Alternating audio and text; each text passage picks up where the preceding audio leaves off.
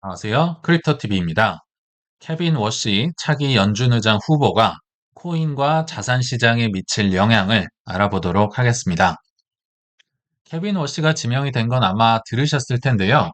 생각보다 투자 시장이 반기지는 않는 것 같습니다.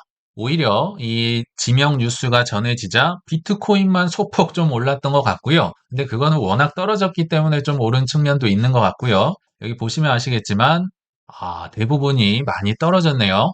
다우존스도 떨어졌고요. S&P 500도 떨어지고 나스닥도 떨어지고 러셀 2000 최근에 잘 나갔던 중소형 주잖아요. 여기도 마이너스 1.55%가 나오면서 즉 작을수록 더 많이 떨어졌었습니다. 최근의 흐름과는 좀 다른 이제 하락이 나왔던 것 같고요.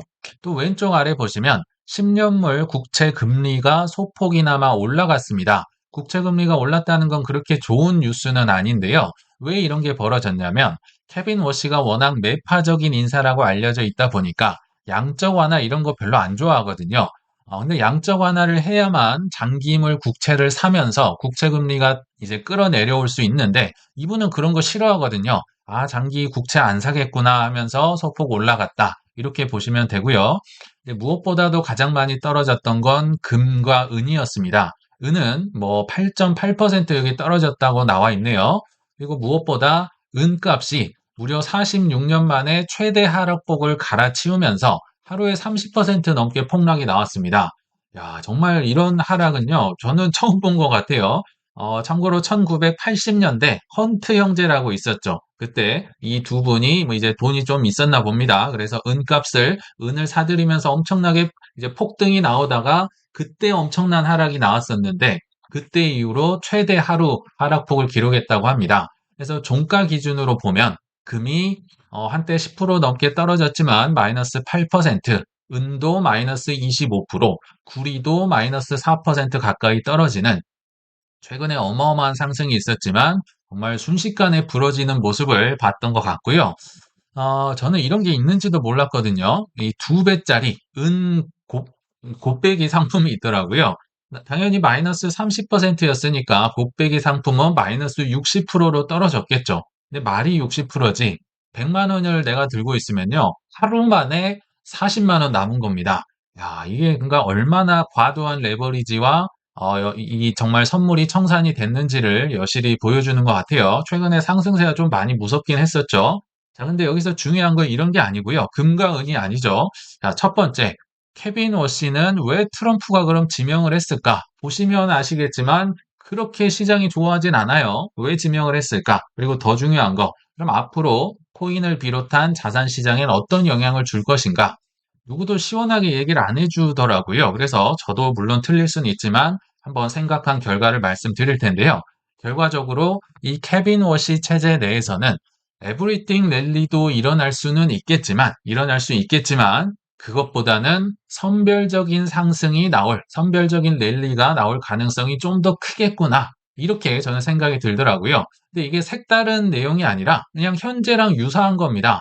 최근에도 계속 AI 쪽으로만 돈이 몰리고 매그니피선트 위주로, 세븐 위주로, 그리고 뭐 큰 거 위주로 돈이 몰렸잖아요. 그러니까 지금과 비슷한 형태라고 보시면 됩니다. 다만 제롬 파월이 이제 나가고 뭐 어떤 왕 비둘기가 오느냐? 그러면 이제 막 폭발이 일어나고 우리는 이런 걸 기대했는데 그게 이제 기대감이 좀 사라졌다. 그냥 현재랑 유사하게 가지 않을까? 이게 제 생각이거든요.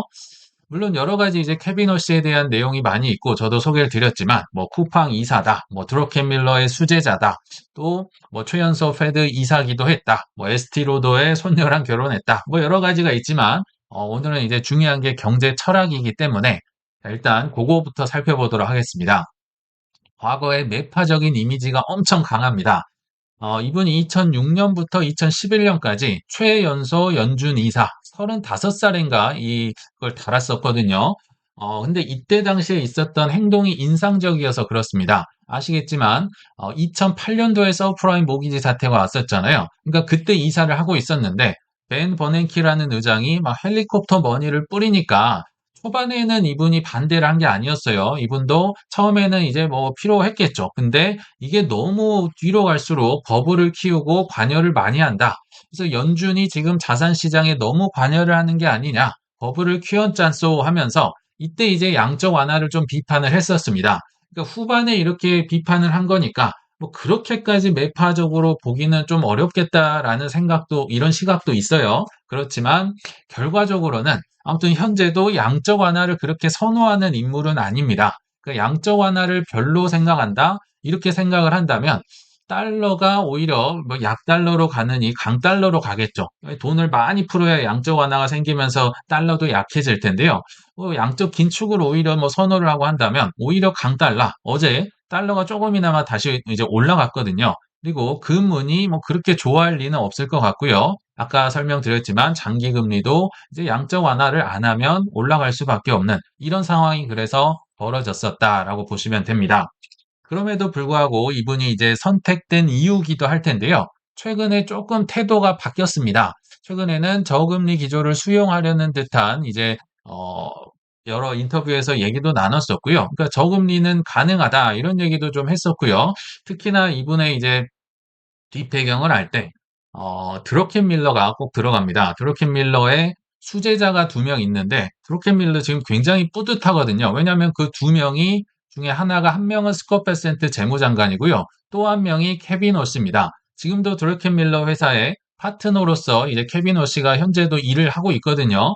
그러니까 드러켄 밀러 입장에서는 두 명의 수제자가 이 정부를 꿰차고 있으니까 좀 굉장히 기분이 좋을 것 같은데 아무튼 드러켄 밀러도 최근에 이렇게 얘기를 해줬다고 해요. 케빈 워시를 매파로만 봐서는 안 된다. 왜냐하면 나랑 일할 때 2018년도에 오히려 금리 인하를 해야 된다고 공동 성명서를 나랑 냈던 친구다. 그리고 1990년대 그린스펀이 이렇게 막 금리를 다들 올려야 된다고 난리칠 때도 이 케빈 워시도 그때 금리를 올리지 않아야 된다고 얘기를 했던 친구다. 그러니까 예전에 이제 오래 같이 지켜봤으니까 그렇게 매파로 봐서는 안 된다. 약간 케빈 워시 편을 들어줬던 이런 최근 발언도 있었고요. 또 이제 중요한 게 케빈 워시의 성향을 보면 여기 아래 있죠.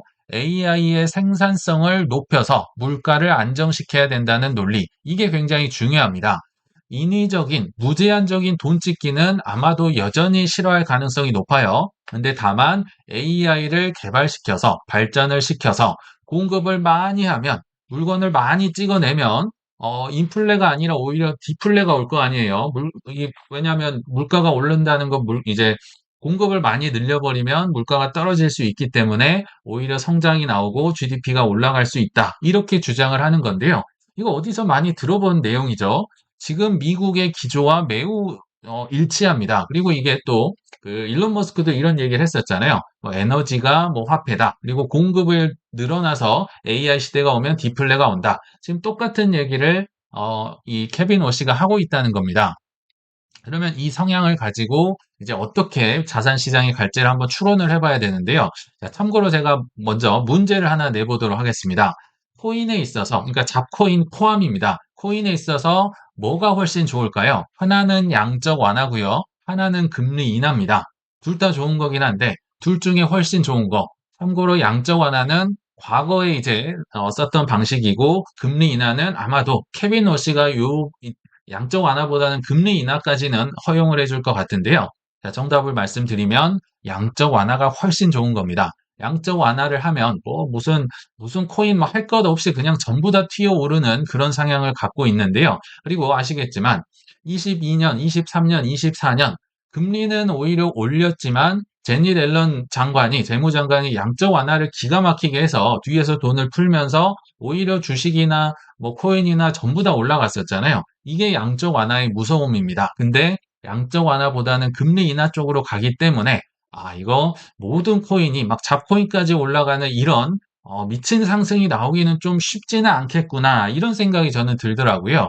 즉 금리 인하는 가능하지만 이분의 성향상 투기적인 거, 자산에 버블이 오고 막 연준이 개입해서 막 끌어올리게 하는 거, 막 들어올리는 거, 도덕적인 해이, 막 은행이 망하면 이렇게 도와주는 거, 이런 거를 방치할 사람은 아닌 것 같다. 뭔가 좀 정도를 걷는 것 같고 이런 이미지가 있더라고요. 그래서 이런 걸 추론해 볼 때 에브리띵 랠리라든지 또는 과거에 있었던 일입니다. 뭐 크립토나 최근에 금을 보셔도 아시겠지만 정말 마지막에 미친 듯한 막 포물선을 그리고 폭등을 하다가 너무 크게 오르면 폭락을 할 수밖에 없거든요. 그러면 너무 많이 올랐기 때문에 이게 한없이 이제 떨어지고 정말 크립토 겨울 같은 상황이 벌어졌는데, 이런 상황보다는 앞으로는 선별적인 랠리, 한정된 에너지 자원을 가지고 요런 거에 투자를 해야겠구나. 또 사이클이 있는 게 아니라 사이클이 있어서 1년 내내 쉬고 이런 게 아니라요. 사이클이 없는 점진적인 우상향을 할 가능성이 좀 더 올라가겠구나라고 이제 케빈 워시 체제에서는 한번 추정을 해볼 수 있겠다라는 생각이 들었습니다. 근데 또 하나 궁금한 게 있죠. 트럼프 성향상 분명히 화끈한 것을 좋아할 텐데 왜 워시를 뽑았을까요? 잘생겨서 뽑았을까요? 물론 이런 얘기도 실제로 했습니다. 외모가 인상적이다. 뭐 이런 얘기도 하긴 했는데 그것보다는 제가 볼 때는요.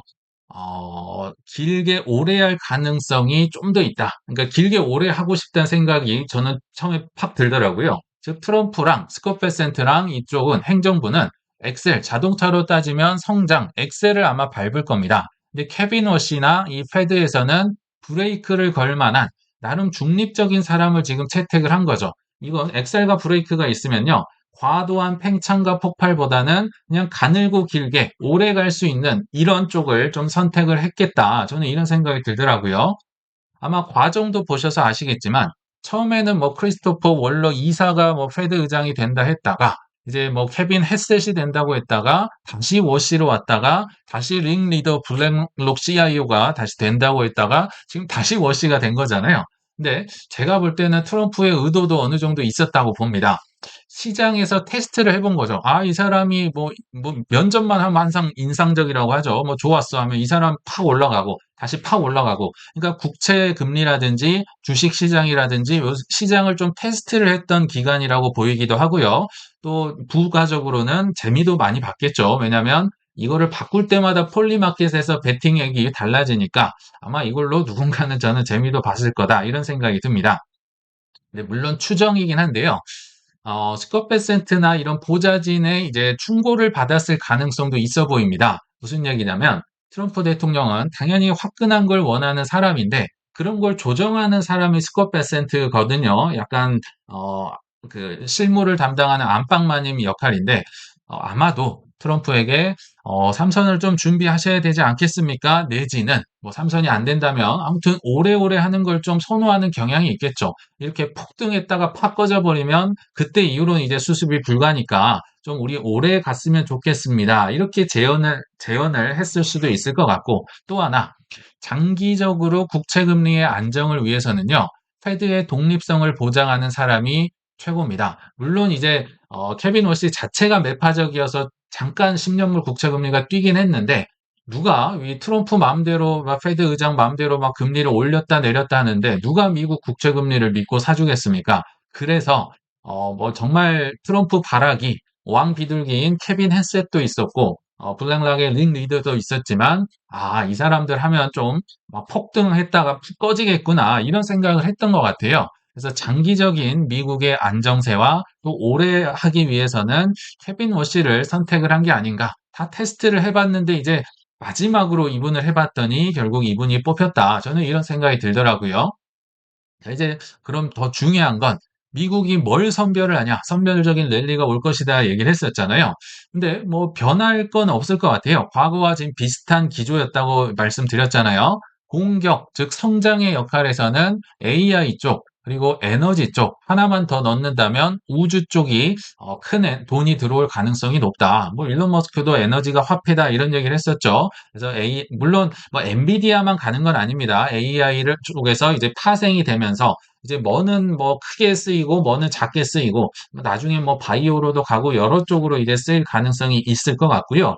다만 이제 방어 쪽, 즉 미국의 부채를 담당하는 코인과 국채 쪽은 꽤나 좋을 가능성이 높다. 즉 공격과 방어를 다 챙기는 거죠. 왜냐하면 GDP도 있고 부채도 잡아야 되니까. 그래서 이 두 개 큰 이제 산업별 이쪽에 선별적으로 랠리가 들어올 가능성이 높겠다. 그리고 큰 거 위주로 아무래도는 그런 흐름도 조금 이어지지 않을까 이런 생각이 듭니다. 그럼 반면에 PR 자산은 뭘까요? 뭐 좀비 기업도 있을 것 같고요. 즉 현금 창출도 못하는데 막 꿈만 많은 기업 그리고 뭐 중국과 관련된 중국의 매출이 많은 기업 이런 데는 당연히 좀 어렵겠죠. 근데 이건 이제 크립토 방송이니까 코인 쪽으로 본다면 쓸모없는 코인, 채택받지 않고 활용을 받지 않은 코인은 갈수록 더 설 자리가 없어지겠구나. 왜냐하면 막 양적 완화를 하고 하면 전부 다 막 얼싸덜싸 파티를 할 수도 있을 텐데 그런 쪽보다는 선별적으로 갈 가능성이 있기 때문에 그러니까 뭐라도 쓰여야 됩니다. 그러니까 결제에 크게 쓰인다든지 RWA의 고속도로로 쓰인다든지 아니면 뭐 오라클 기능이 있다든지 아니면 ETF라도 나왔다든지 하다못해 이자라도 준다든지 뭐 디파이나 뭐 AI나 어떤 것이든 쓸모가 있어야지 살아남을 것 같고요. 그런 게 없다. 그냥 막 꿈과 희망만 외친다. 생각보다 재미없을 가능성이 좀 있겠구나. 케빈 워시가 있는 한에는 좀 그렇지 않을까라는 생각을 한다는 겁니다. 그래서 저도 종종 말씀을 드렸지만 알트로 크게 한 방 갈수록 더 어려워질 수도 있습니다. 이것보다는 계속 비트 이더를 한 50% 이상 가져가셨으면 좋겠습니다. 각 알트코인은 5% 미만으로만 투자를 하면 좋겠습니다.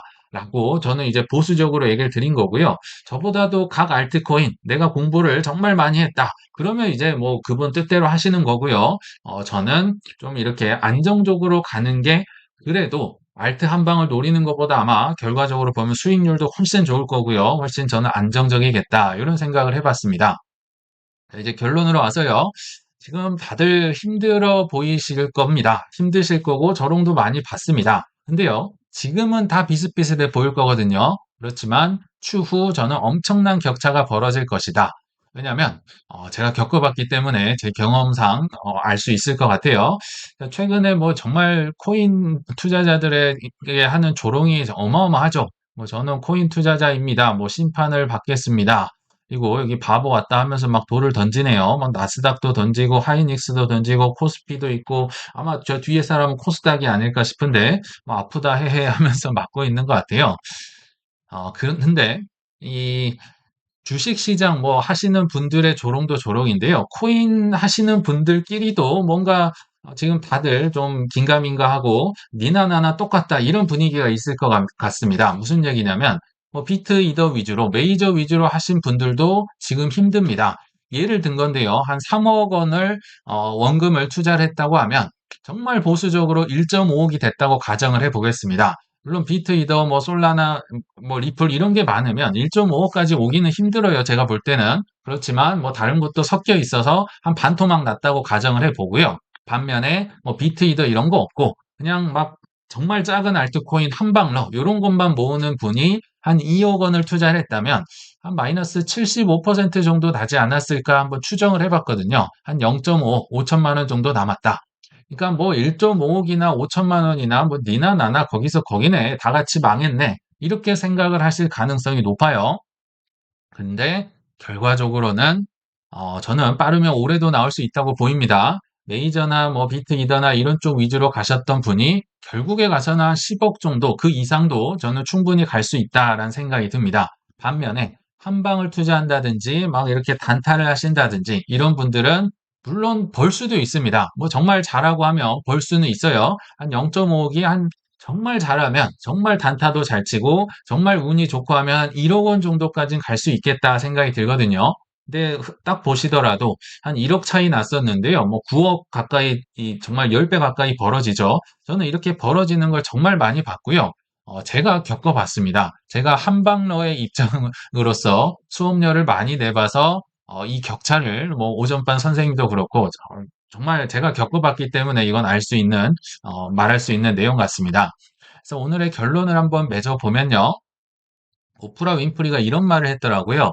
행운이란 준비와 기회의 만남이라고 생각한다. 조금 더 들어가 보면요.